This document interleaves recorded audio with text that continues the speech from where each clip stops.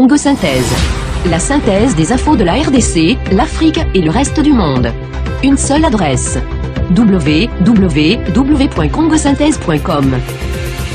De la rédaction, vous allez découvrir une femme, vous le savez bien. Aujourd'hui, 31e jour du mois de mars, l'an 2015, c'est la clôture officielle du mois de la femme. Eh bien, nous recevons une femme que vous allez devoir découvrir. Elle s'appelle tout simplement Gisèle Ndaya Luseba. Bonjour madame. Bonjour monsieur le journaliste. Avec un sourire qui nous intéresse. Merci.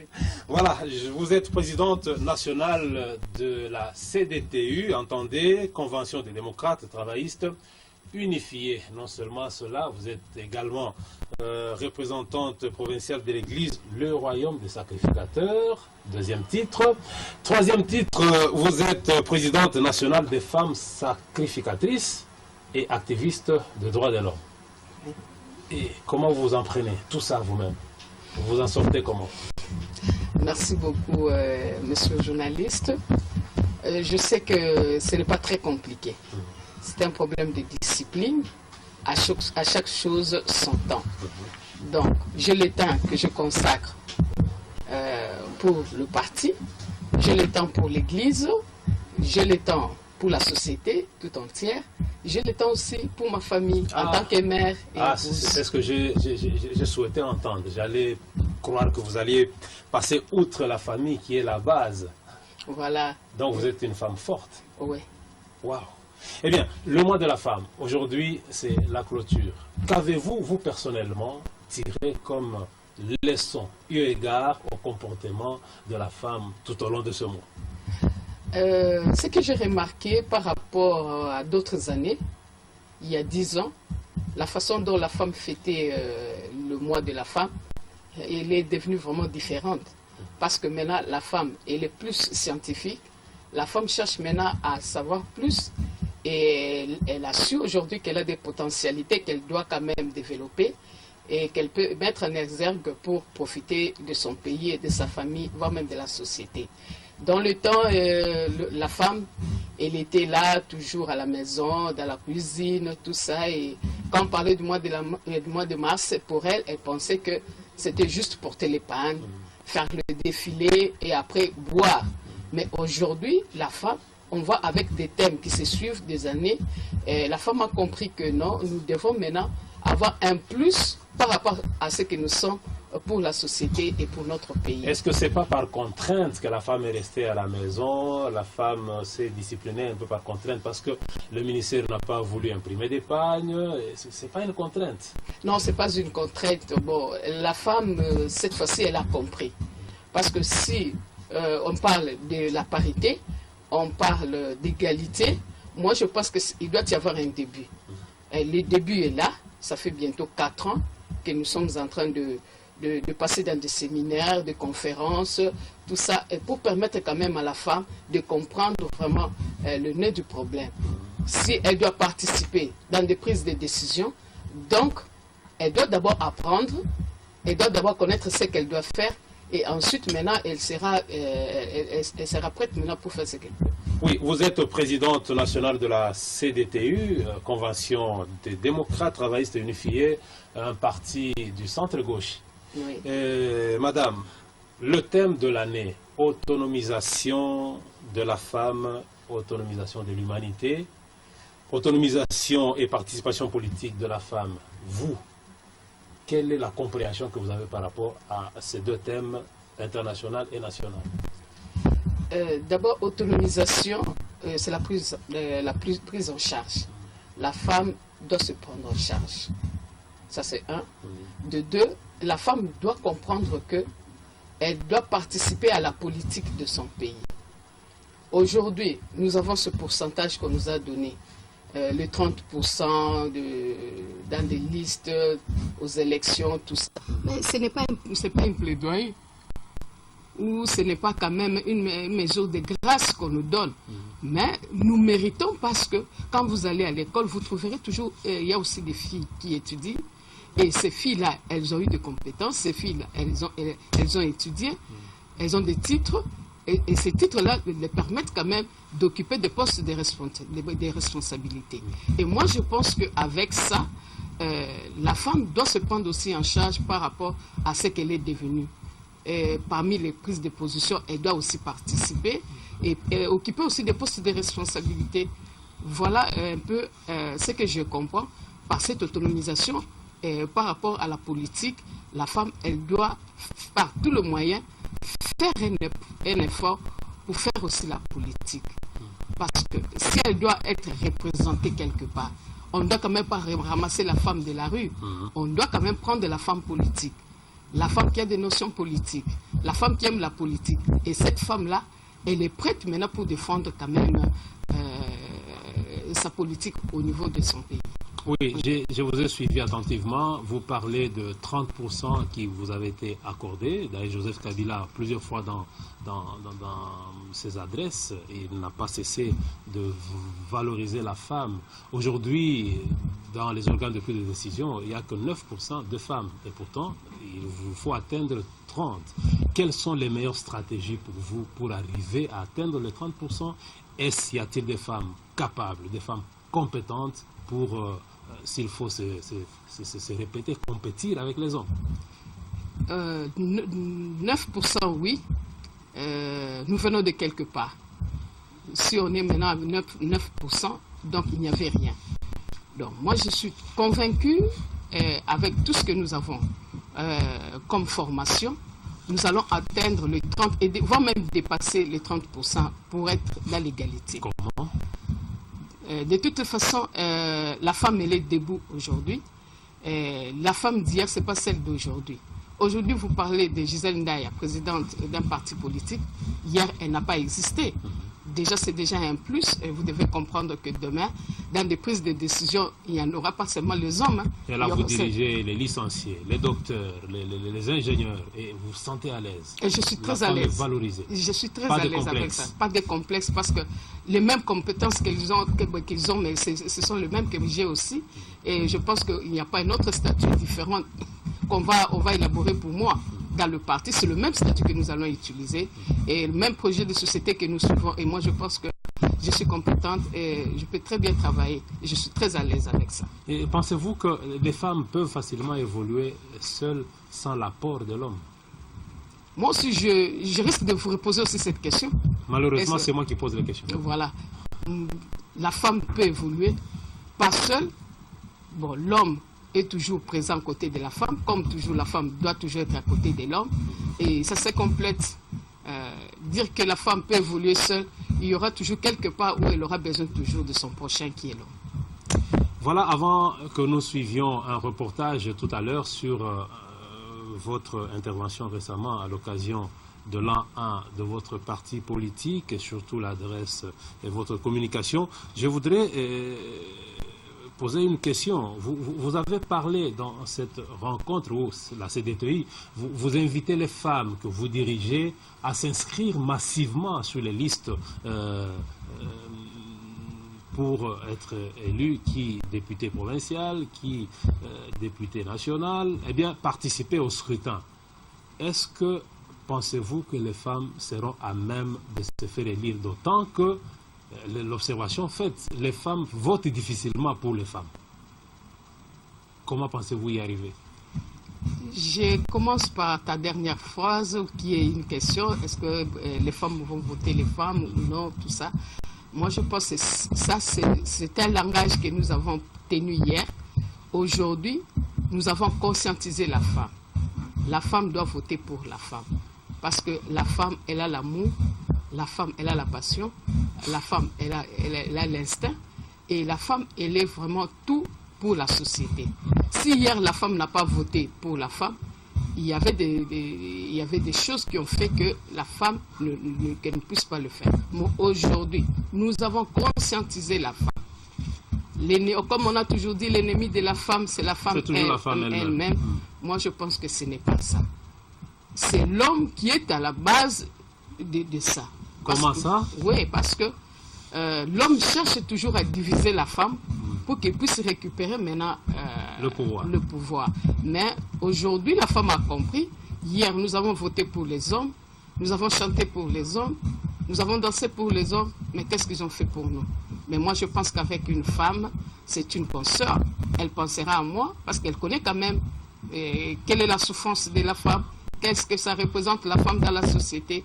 Et c'est pourquoi nous, les femmes politiques, nous nous sommes dit, nous devons quand même conscientiser nos consoeurs pour qu'elles arrivent quand même à voter pour la femme. Est-ce que c'est facile que la femme puisse conquérir le pouvoir dans un univers fortement masculinisé du point de vue influence? En fait, je t'ai dit, nous sommes dans un processus très avancé. Et ce processus-là nous confirme déjà que la femme, elle est capable. Parce que nous, aujourd'hui, je donne l'exemple dans notre pays. Nous avons des femmes ministres, c'est parmi tant d'autres. Bien que minoritaires, mais elles sont là. Mais elles sont là. Elles sont minorisées. Pourquoi, je ne sais pas. Nous sommes en train de nous poser la question et nous sommes en train de nous battre pour arriver quand même à avoir 50%, 50%, comme tu Voilà, avant de poursuivre, parce que je venais de vous présenter, Iliko, que vous êtes présidente de la CDTU et que vous veniez d'organiser une matinée politique. Et je préfère que nous puissions suivre ce reportage et on se retrouve juste après. C'est au salon Noah de Africana Palace de Lingwala qu'a eu lieu la cérémonie de présentation du nouveau directoire national de la Convention des démocrates travaillistes unifiés devant les représentants de toutes les provinces de la RDC qui ont fait le déplacement de la capitale pour la circonstance. Gisèle Ndaya-Luseba, présidente nationale de cette formation politique, légalement agréée par le ministère de l'Intérieur, a fait savoir que la lutte de la CDTU est la conquête du pouvoir, sa conservation le plus longtemps possible par voie démocratique. Pour elle, la démocratie doit être durable et solide. La devise de la CDTU étant « démocratie, travail et unité ».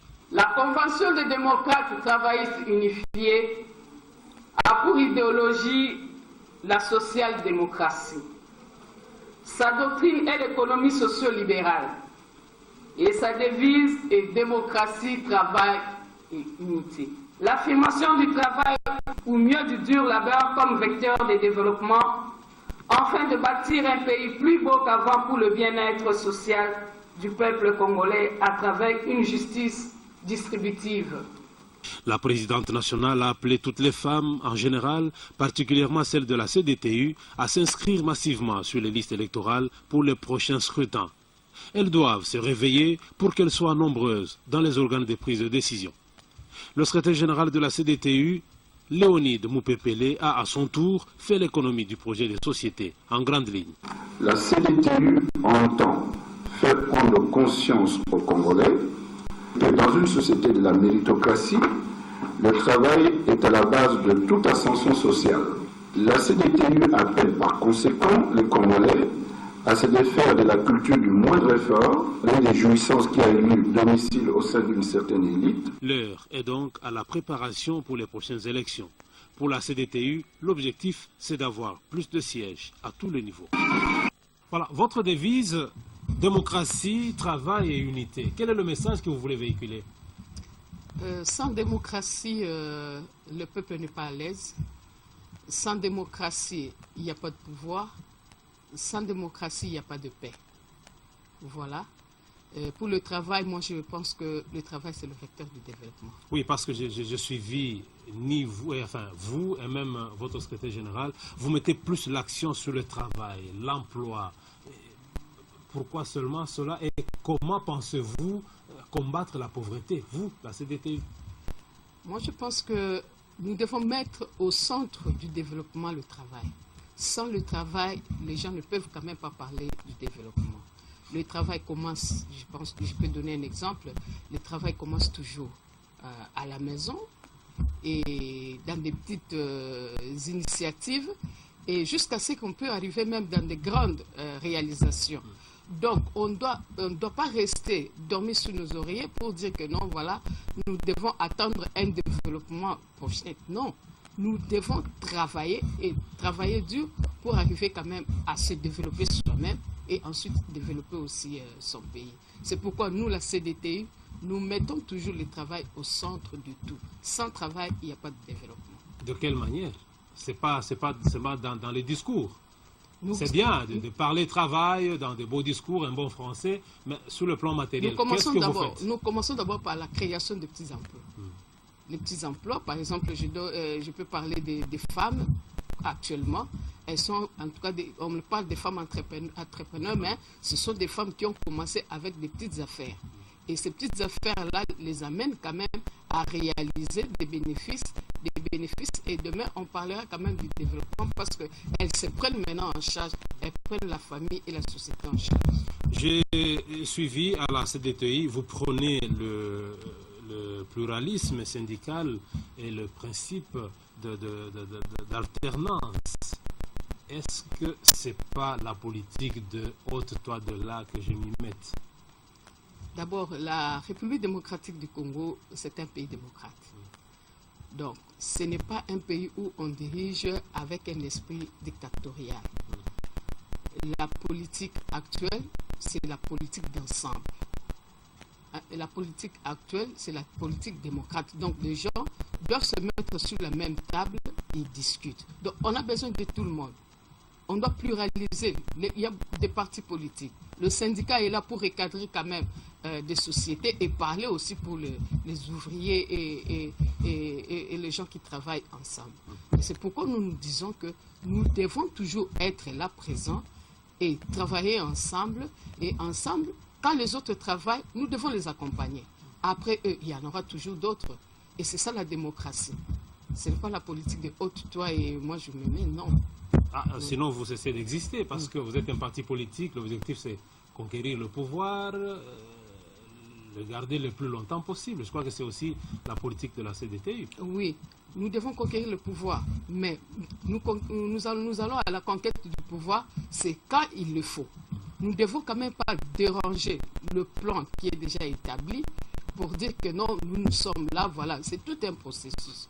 Nous allons doucement, avec la démocratie, et nous émettons nos idées, et comme vous venez de le dire, par rapport au travail, et ensemble, quand les autres, les régimes n'est plus en place, les autres les remplacent, c'est tout à fait normal. Ce ne sont pas toujours les mêmes personnes qui doivent diriger dès le début à la fin, non. Aujourd'hui, la Commission électorale nationale indépendante a rendu public le calendrier global, même réaménagé. Il y a l'opposition qui réclame à tout prix à ce que ce calendrier soit réaménagé. Quel est le point de vue de la CDTU? La CDTU s'est déjà préparée pour le calendrier. Nous avons le calendrier, nous sommes en train de poursuivre le plan qu'on a déjà donné au niveau local, au niveau de province, même au niveau législatif et voire même présidentiel. La CDTU donne son point de vue par rapport à cela. Il est tout à fait d'accord de suivre le calendrier jusqu'à la fin. Et vous n'êtes pas de ceux qui pensent qu'il faut revoir, les moyens ne sont pas là. On nous avait donné tout le temps pour essayer un peu de revoir tout ça, travailler ensemble. Il y a eu des réunions, des rencontres, mais je pense que pour le moment, en tout cas, le train a déjà démarré et nous devons quand même mettre au travail. Oui, aujourd'hui, le dialogue se réclame. Il y a certains partis politiques qui réclament à cri à ce qu'il y ait organisation d'un dialogue. Je crois que la CDTU est de ces partis politiques qui réclament le dialogue. Les dialogues, c'est tous les jours qu'il y a dialogue. Au moment où je suis en train de parler, nous sommes en train de dialoguer, nous discutons sur un point. Donc, dans nos bureaux, dans nos rencontres, partout, il y a toujours dialogue. Moi, je ne trouve pas quel dialogue nous allons encore organiser aujourd'hui. Le chef de l'État, il a donné beaucoup d'occasions, des réunions. Dans nos partis politiques, nous avons des avis que nous donnons. Moi, je pense que ce n'est pas quelque chose d'extraordinaire que nous allons encore organiser aujourd'hui, au moment où il y a déjà le plan qui est déjà là et nous devons travailler, nous remettre encore en cause pour dire que non, voilà, et nous devons nous mettre sur la même table et discuter. Nous allons encore discuter de quoi? Il y a eu les concertations. Les retombées des concertations sont là. Moi, je pense que nous devons continuer. Et donc, vous n'êtes pas d'accord à ce qu'il y ait une autre organisation de notre dialogue pour mettre le point sur les Dans i? quel cadre? Je ne sais pas. Parce que je sens ça vraiment que c'est du spécial. Parce que les concertations nationales ont eu lieu, mais il y a des recommandations qui ne sont jamais C'est tout un respectées processus. aujourd'hui. On est en train de poursuivre ces recommandations-là. Tout, on ne doit quand même pas les réaliser d'un jour. C'est quelque chose que ça va prendre du temps, mais petit à petit, nous arriverons toujours à répondre, en tout cas, à tout ce qui est retombé de concertation. Voilà. Et si on vous demandait aujourd'hui de résumer en quelques mots le projet de société de votre parti, que diriez-vous? Notre projet de société, nous sommes dans le social. Dans le social, nous parlons du travail. Nous mettons le travail au milieu de tout. Si nous pensons que nous devons arriver, peut-être d'ici là, on peut parler de 2015, 2020, 2030, nous parlons du développement de ce grand pays. Nous devons nous mettre tous au travail, chacun dans son domaine. Voilà un peu ce qui dit le projet de société de la CDTU. Le travail au centre de tout. Voilà. Est-ce qu'au jour d'aujourd'hui, les Congolais peuvent se dire être heureux sur le plan social? Ça commence. Parce que ce qu'on n'avait pas hier, aujourd'hui, nous l'avons. Et demain, peut-être, on va encore ajouter. Je pense que nous devons être patients. Même Jésus a été patient pour réaliser tout ce qu'il a fait. Nous autres aussi, nous devons être patients. Les développements, même dans les pays développés, ce n'est pas une affaire d'un jour.